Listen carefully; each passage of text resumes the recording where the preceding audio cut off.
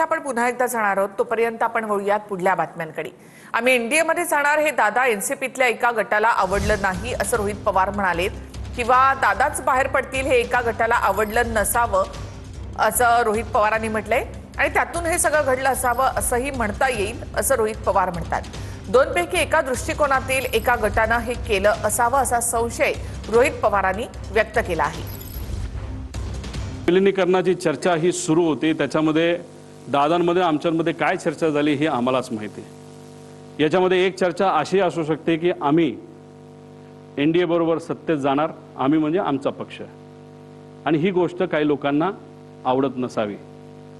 नाहीतर दुसरा जो सिनारिओ आहे, दृष्टिकोन आहे की दादाच एनडीए मध्ये राहणार नाहीत, दादाच एनडीएतून बाहेर निघतील आणि रस्त्यावरची सामान्य लोकांची साठीची लढाई आमच्यावर लढतील, आणि हा दृष्टिकोन एका गटाला आवडला नसावा।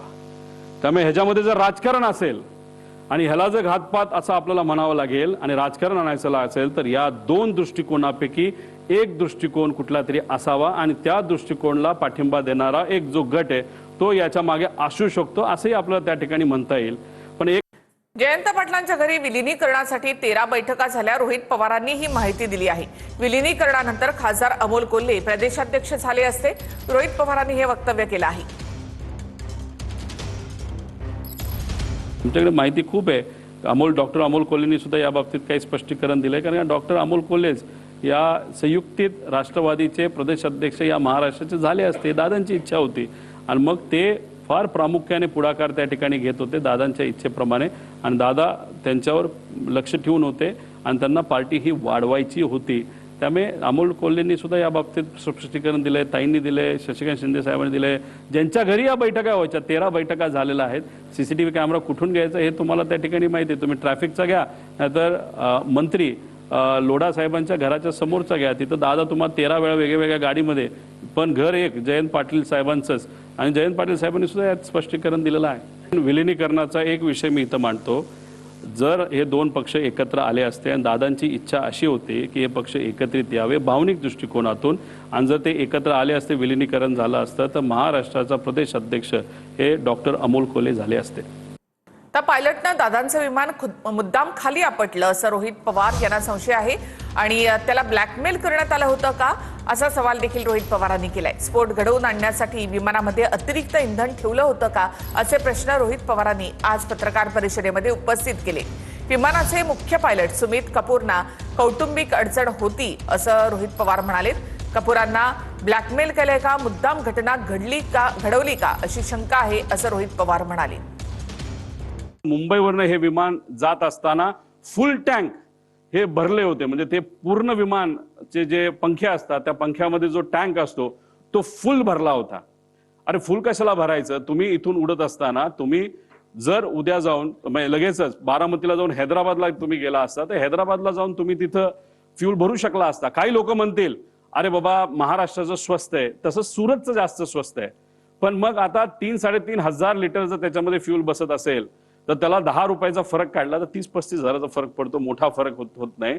त्यामुळे एवढं फ्यूल पंखात पण आणि आत पण असं आमचं मत आहे की हे एवढं घेऊन बारामतीच्या दिशेने जाण्याचं कारण काय, आणि जे मी पायलटच्या बाबतीत बोललो होतो की मुद्दामूनच कदाचित त्याचा वापर करून, पायलटचा वापर करून हा घातपात झाला असावा, आणि त्या घातपातामध्ये फ्यूल जास्त असलं की मोठा स्फोट होईल हे कुठेतरी शंका लोकांच्या मनामध्ये, आमच्या मनामध्ये ती कुठेतरी खरी ठरताना आपण सर्वजण बघू शकतो। हा तसा या ईमेल प्रमाणे फ्लाइट प्लॅन आहे। मुख्य पायलट सुमित कपूर याच्यामध्ये हे सगळे आम्ही विषय त्याच्यामध्ये मागितलेले आहेत।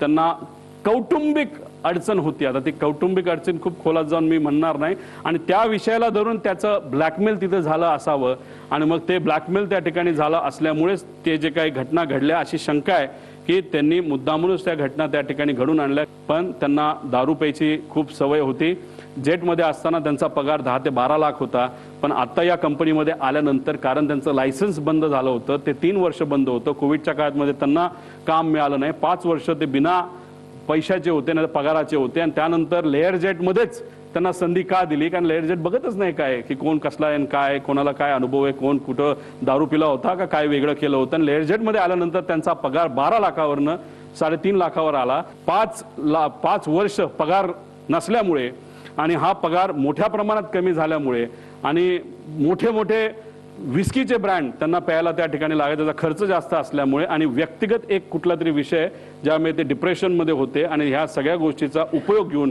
त्यांच्यावर प्रेशर टाकून कुणी ब्लॅकमेल करून काय घटना घडली का असं आमचं डाऊट आहे. हे क्लिअर करणं महत्त्वाचं.